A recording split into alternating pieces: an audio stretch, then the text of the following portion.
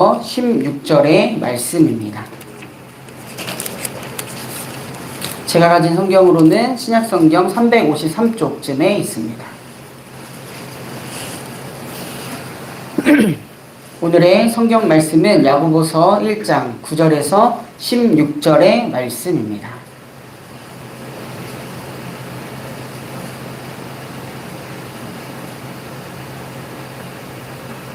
야고보서 1장 9절에서 16절의 말씀을 다 같이 교독하시고 마지막 절은 함께 읽도록 하겠습니다. 비천한 신도는 자기가 높아지게 된 것을 자랑하십시오.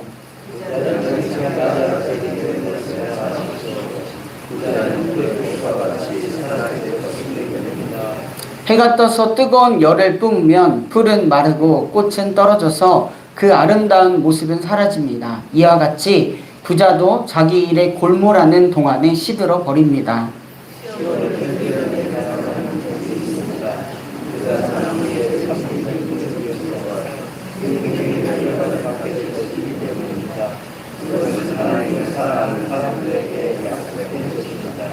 시험을 당할 때에 아무도 내가 하나님께 시험을 당하고 있다 하고 말하지 마십시오. 하나님께서는 악에게 시험을 받지도 않으시고 또 시험하시지도 않습니다.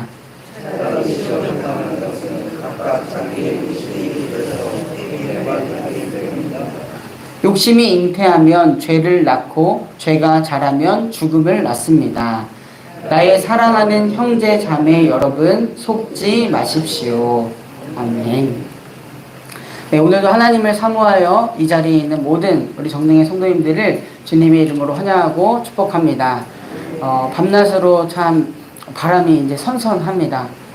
이 무더운 여름이, 이 무더운 날이 언제 지나갈까 했는데 그 또한 또 지나가는구나 싶습니다. 그렇게 세월 흘러가는 시간 속에서 하나님의 은혜도 우리와 함께 한다는 걸 잊지 말고 하루하루 믿음으로 살아가는 우리 모두가 되기를 바랍니다. 어제에 이어서 야고보서의 말씀을 살펴보았는데요. 야고보서 1장 1절은 이렇게 기록되어 있습니다. 하나님과 주 예수 그리스도의 종인 야고보가 세계에 흩어져 사는 12지파에게 문안을 드립니다. 아멘. 여기서 흩어져 있는 이라는 구절은 야고보서를 받아보는 성도들의 상황을 말해주고 있습니다. 이 사방으로 흩어져서 이제는 더 이상 야고보와 함께할 수 없는 상황을 말하는 것이죠. 그리고 이러한 상황에서 신앙 공동체는 여러 가지 문제를 직면하고 있다는 소식을 야고보는 듣게 됩니다. 그래서 이 야고보서를 기록하게 되는 것이죠. 특별히 스데반의 죽음 이후 일어난 박해로 인해 흩어진 유대 그리스도인들은 야고보가 이 야고보서에서 줄곧 언급하고 있는 시련과 고난을 겪었다라는 것을 알 수가 있습니다.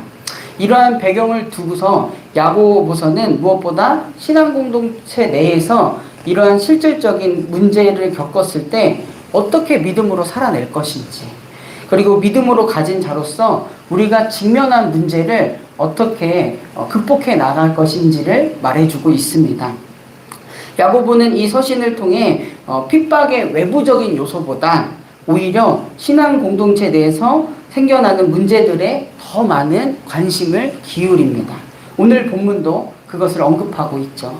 신앙은 형식화되어 가고 있으며 이들 가운데 부유한 자가 있으면 경제적인 이유로 성도들 간에 차별이 일어났습니다. 또한 그들 사이에 그래서 사랑이 꺼져가고 있었으며 또 신앙 공동체 내에서 이러한 경제적인 이유로 특별히 또 구분을 짓게 되는 일이 발생하게 되는 것입니다. 서로를 향해 독설도 오가고요. 때로는 교제가 상실하게 되는 모습도 신앙 공동체 내에서 보이게 된 것이죠. 야고보는 이러한 모습들을 찬방하면서 신앙 공동체가 회복해야 할 본래의 성숙한 모습도 야고보서에서 말해주고 있습니다. 야고보서는 아무리 거룩한 교회, 신앙 공동체라 할지라도 얼마든지 세상의 기준과 다르지 않는 세속화가 될 수 있음을 말해주고 있습니다.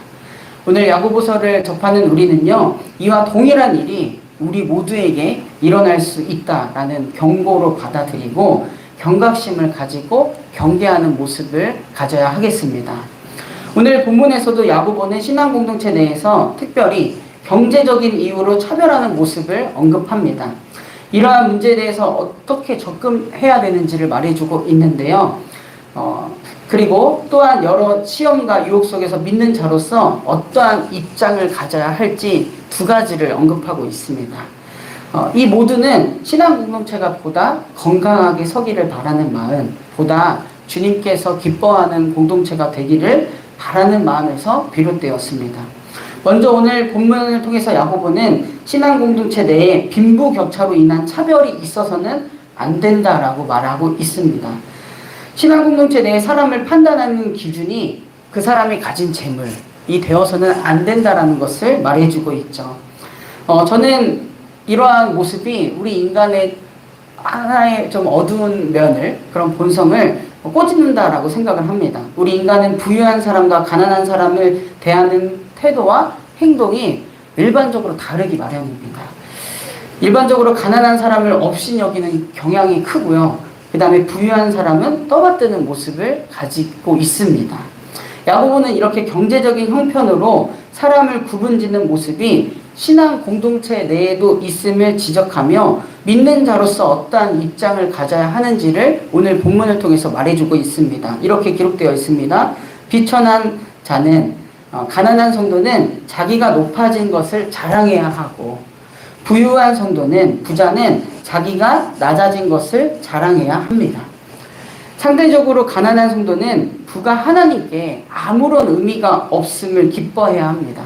그리고 무엇보다 그들의 존재가 그들이 가진 물질로 규정되는 것이 아니라 그들의 존재가 하나님으로부터 왔음을, 이것 하나로 충분하게 존엄성이 있다라는 것을 인식해야 함을, 그것을 자랑해야 함을 말해주고 있습니다.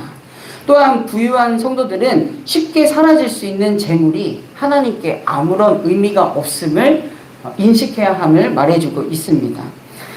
자기가 소유한 재물이 자신의 존재를 드러내는 것이 아니라 가난한 자와 똑같이 하나님으로부터 자신의 존재가 충분히 귀하게 여김받고 있음을 알아야 합니다. 바로 이것이 겸손의 시작입니다. 오늘 본문은 분명하게 말합니다. 신앙 공동체 내에서 구분짓게 하는 그러한 재물이 제 아무리 눈에는 아름다워 보일지라도 풀의 꽃과 같이 사라질 것이며 시들어 버리기 마련이다 라고 말이죠. 하나님은 우리가 이 땅에 금은 보화를 쌓는데 관심이 없으시고 오직 우리에게 관심이 있으신 분이십니다. 믿는 우리는 신앙 공동체 내의 사람들뿐만이 아니라 모든 사람에게 정말 그리스도께 대하듯이 대하는 그런 자세가 있어야 합니다. 그렇게 사랑해야 합니다. 이처럼 우리 기독교는요, 이 세상에 가난하고 또한 영향력 없는 자들에게 새로운 존엄성을 부여해 줍니다. 이 존엄성은 교회 안에서 가장 분명해지는데요. 교회는 그 어떤 계급으로 또한 재물로 차별이 없다라는 것입니다. 모든 신자는 복음으로 변화되었다라는 그런 특별함과 존엄성을 지니고 있습니다. 정말 하나님께서 그 자신을, 그 존재를, 그 아들 예수 그리스도를 주기까지 사랑하셨다.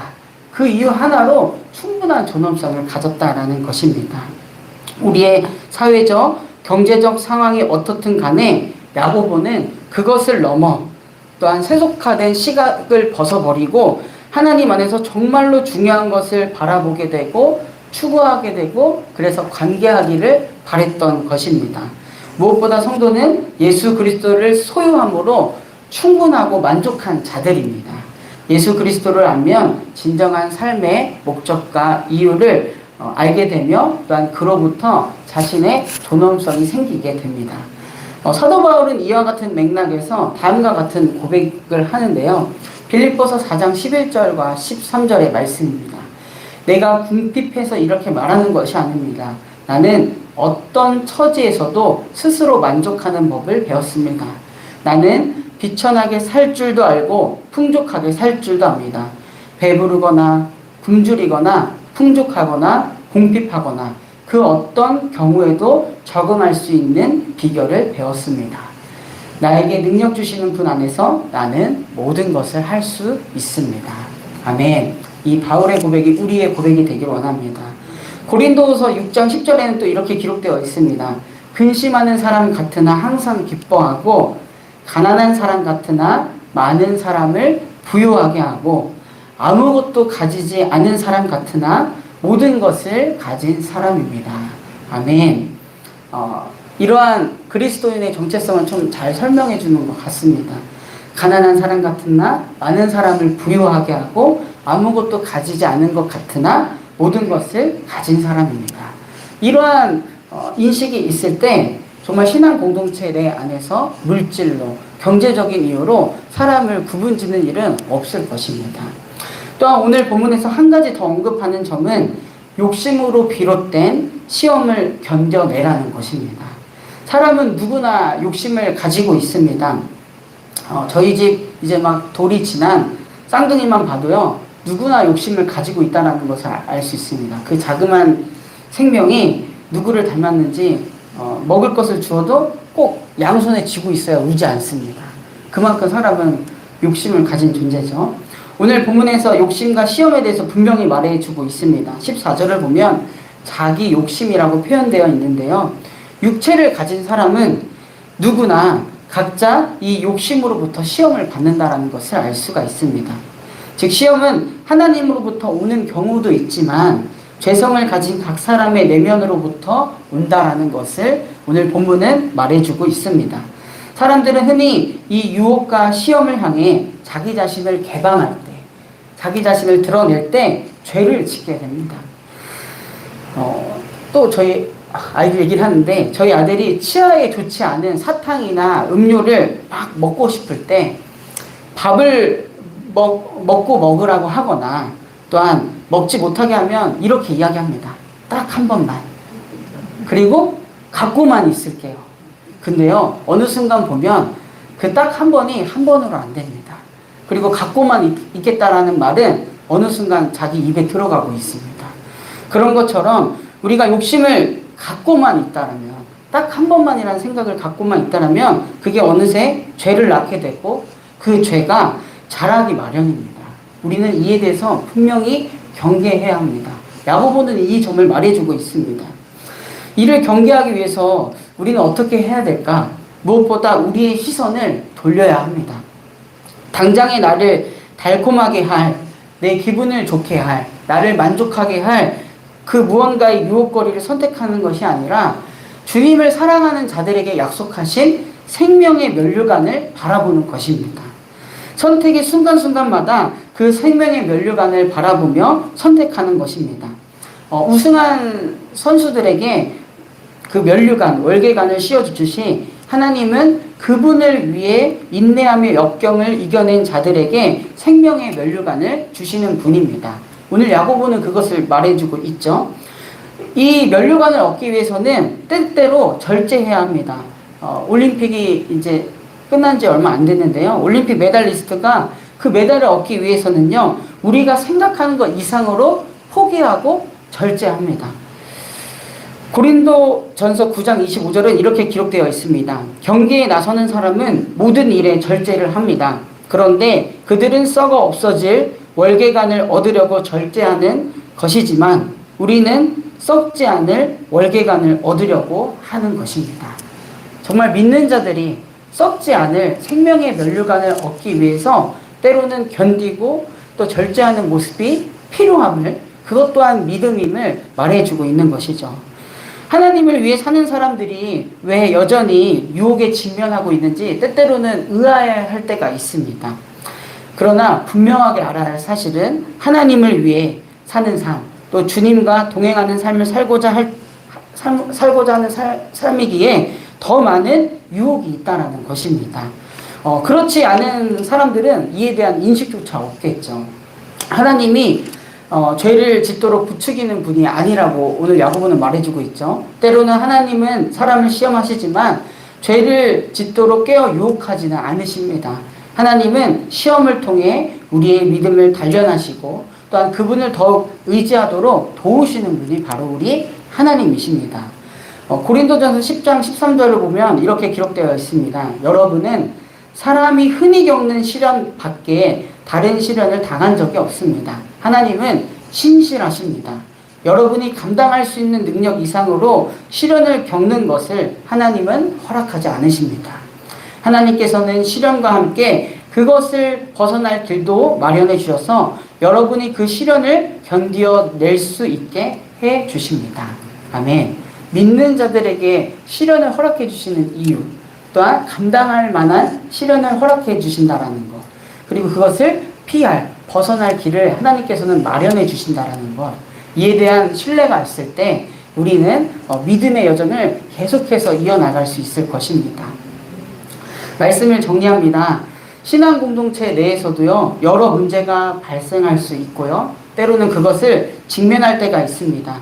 오늘 본문에서는 세상과 별 다르지 않은 기준이 신앙 공동체로 들어와 경제적인 이유로 구분하는 일, 또한 우리 안의 욕심으로 비롯된 여러 가지 시험 속에서 잘못된 선택을 하는 경우를 말해주고 있습니다. 그럴 때 오늘 야고보의 외침이 우리에게도 정말 들리기를 원합니다.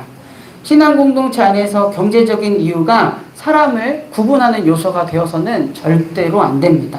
사라진 물질이 그 사람을 규정하는 기준이 될 수 없습니다. 모든 성도들은 하나님의 사랑 가운데 있는 예수 그리스도의 십자가 사랑의 그 값이 있는 아주 귀한 지체입니다. 또한 외부적인 요소보다 자신 안에 있는 욕심으로 비롯된 시험에서 견뎌낼 수 있는 믿음이 우리에게 있어야 합니다.